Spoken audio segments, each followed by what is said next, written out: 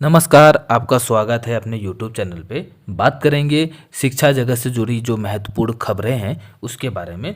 Basic शिक्षा विभाग में नई भर्ती का रास्ता साफ। अब देखिए, जो संशोधन हुआ है उसके बाद जो अखबार के माध्यम से बेसिक शिक्षा सेवा नियमावली में संशोधन को मंजूरी मिल गई है। इससे प्राइमरी स्कूलों में 2100 सहायक अध्यापकों और 550 विशेष शिक्षकों की नियुक्ति का रास्ता साफ हो गया है। यह संशोधन उत्तराखंड की प्राथमिक शिक्षा के ढांचे में गुणवत्ता, समावेशन और पारदर्शिता को बढ़ावा देने की दिशा में एक बड़ा कदम है। उत्तराखंड राजकीय प्रारंभिक शिक्षा सेवा नियमावली 2012 में दो महत्वपूर्ण संशोधन किए गए हैं। इसमें NIOS से सेवारत DLED करने वाले को प्राथमिक शिक्षक भर्ती में शामिल होने का मौका मिलेगा।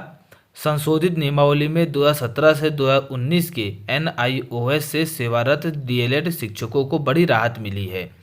उन्हें भी सहायक अध्यापक 2100 पदों पर भर्ती का मौका मिलेगा। नियमावली में पहली बार सहायक अध्यापक विशेष शिक्षा के पदों को शामिल किया गया है। भारतीय पुनर्वास परिषद RCI से मान्यता प्राप्त शिक्षा शास्त्र विशेष शिक्षा से प्रशिक्षण प्राप्त अभ्यर्थी भी नई शिक्षक भर्ती में शामिल हो पाएंगे। राज्य के प्राइमरी स्कूलों में विशेष आवश्यकता वाले बच्चों के लिए 550 से अधिक विशेष शिक्षकों की नियुक्ति की जानी है।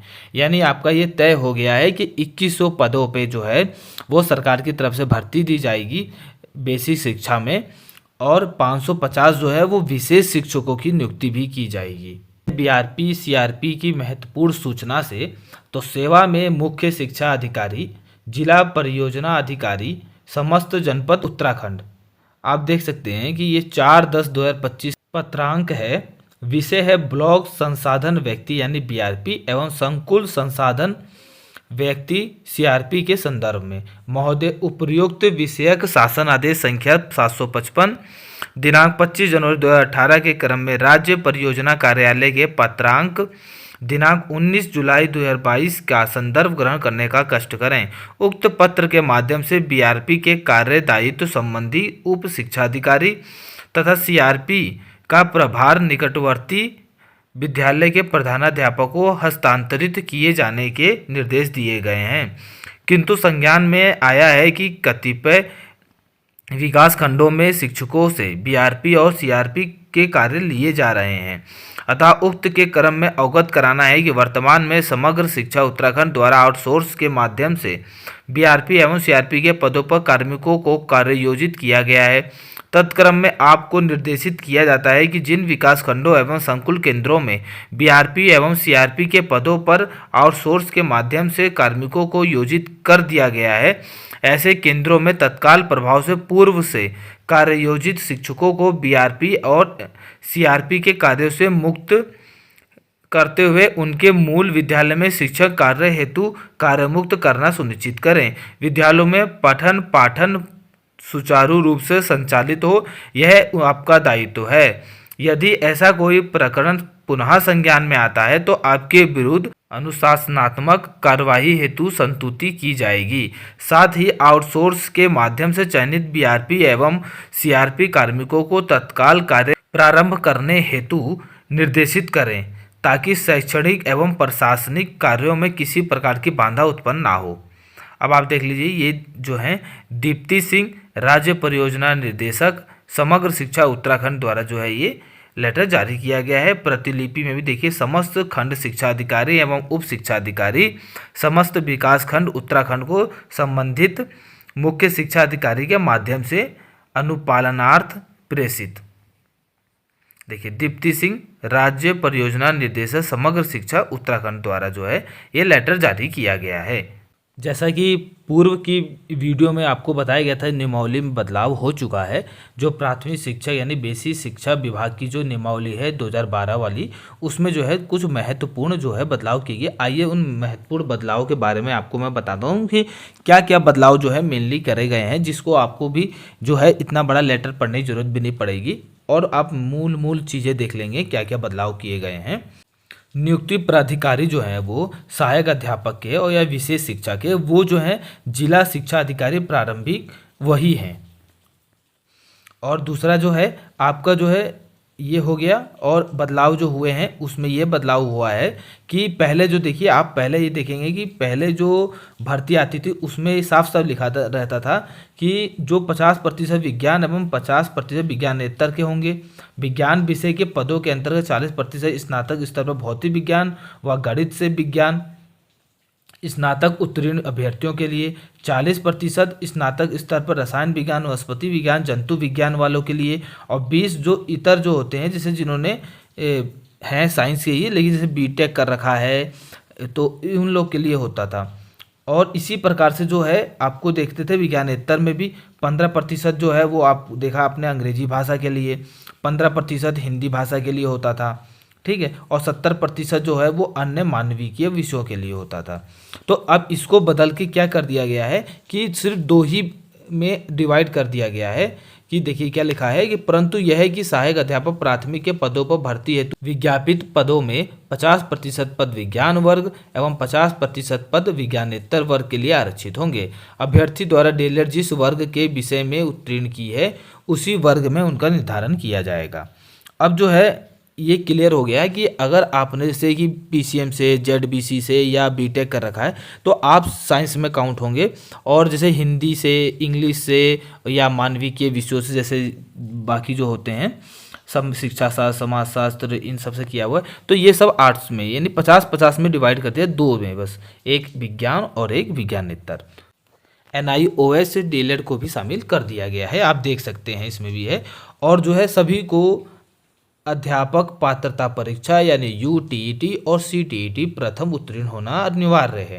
जिला शिक्षा अधिकारी प्रारंभिक शिक्षा जनपद की संकलित रिक्तियों को जनपद स्तर पर समाचार पत्रों में विज्ञापन प्रकाशित कर विहित प्रशिक्षण अर्हता रखने वाले अभ्यर्थियों से आवेदन पत्र आमंत्रित करेगा तथा विज्ञापन के अनुसरण से प्राप्त आवेदन पत्रों जो विहित शैक्षिक अर्हता रखते हों की श्रेष्ठता क्रम सूची जो है तैयार करेगा। मतलब ये हो गया है कि भर्ती जिलेवार ही है, परंतु यह है कि उर्दू भाषा के अध्यापन के लिए यह नियमावली के नियम 6 में उल्लेखित पद पर नियुक्ति हेतु अभ्यर्थी का अन्य विषयों के साथ उर्दू में स्नातक योग्यताधारी होना अनिवार्य है। और उसके लिए क्या है कि देखिए जो है लिखित जो परीक्षा है वो आयोजित कराई जाएगी उर्दू सब्जेक्ट जिनका होगा स्नातक में, और उर्दू के टीचर के लिए तो 100 अंक की परीक्षा, इसमें आपको न्यूनतम 50% लाना होगा। 50% से अगर आप कम लाते हैं तो आप जो है इसमें शामिल नहीं हो सकते। 50% लाना अनिवार्य है, इससे ऊपर लाइए जितना ला सकते हैं आप। और जो शिक्षा मित्र हैं उनके लिए तो 1 नंबर से 12 अंक तक जो है वो नंबर दिए जाएंगे, और प्रति वर्ष के हिसाब से जो अनुभव होता है ना शिक्षण का उसके आधार पे। और आप ये देख लेंगे कि जैसे कार्यरत हैं टीचर उन जो है इस समान पद पर जो है अब आवेदन नहीं कर पाएंगे, लिखा हुआ है 6 नंबर में, आप पढ़ सकते हैं। और देखिए विशेष शिक्षा वालों के लिए जो निकालने का प्रतिशत निकालने का जो फॉर्मूला है, जो उनके गुणांक निकलेंगे वो इस आधार से निकलेंगे, हाई स्कूल के प्राप्तांक का प्रतिशत, अंकों का प्रतिशत मतलब, और उनको मल्टीप्लाई करेंगे 0.75 से, और इसके जो है डिवाइड करेंगे 10 से। इसी प्रकार से जो है इंटरमीडिएट के, स्नातक के, उसी प्रकार जो है डीएड के, और फिर प्रथम पात्रता परीक्षा के। और एक महत्वपूर्ण खबर जो निकल के आई है वो 2010 से पहले नियुक्त शिक्षकों को मिल सकती है टीईटी से राहत। जो देखिए अब राजेश कटियार द्वारा जो है बताया गया है कि कानपुर देहात से कि शिक्षा पात्रता परीक्षा टीईटी की अनिवार्यता को लेकर देश भर में चल रही बहस अब एक निर्णायक मोड़ पर आ गई है।